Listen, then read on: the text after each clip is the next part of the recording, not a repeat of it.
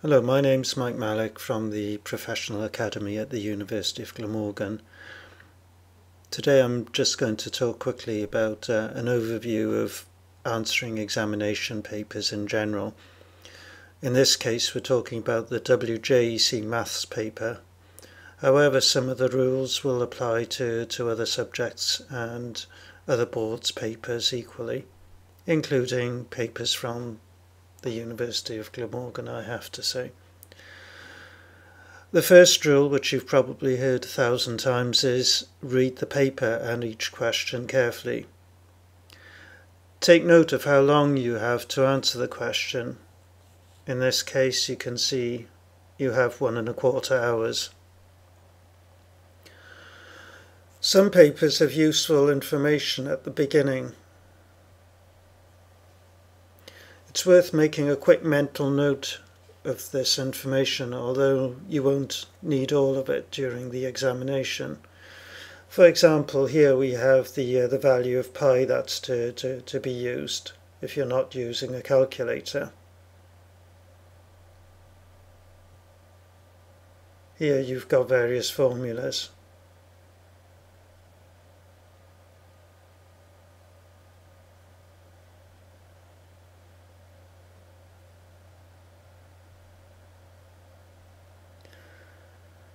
Now let's look at the table on the right here. This is a breakdown of the marks. As you can see, the marks aren't evenly applied between questions. If you're somebody who struggles for time, it may be worth looking at the question that awards the highest marks. However, this in itself will use up some of your time. Also, the question with the most marks will probably require more time. You'll see this question awards a huge 11 marks, far greater than any of the other questions. I can tell you that in my case, because I like formulas, this is the easiest question on the paper for me. If, however, it isn't for you, don't get hung up on it. Instead of going for the highest marked question first, it may be worth you spending your time speed reading the questions to see which one you can answer the easiest and answer those. However, as most of the questions have multiple parts, please try to answer all parts of one question in one go. This saves time rather than having to read through the whole question again when you come back to a part of the question.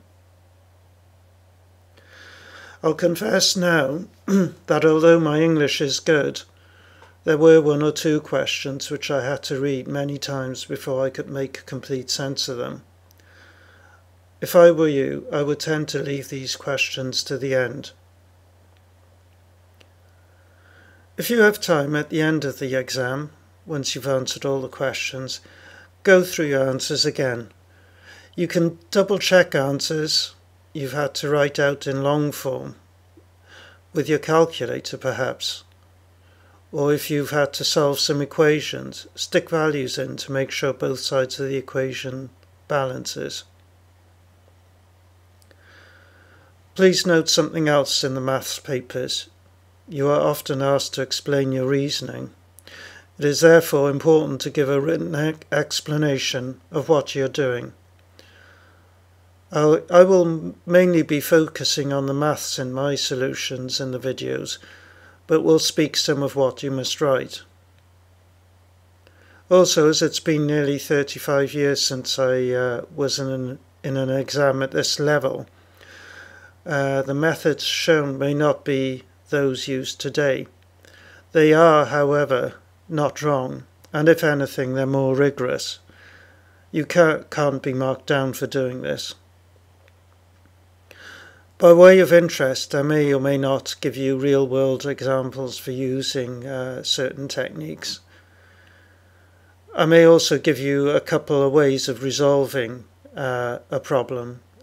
In maths, there's usually more than one way of doing things, so you can choose the way that you find logically the easiest to deal with.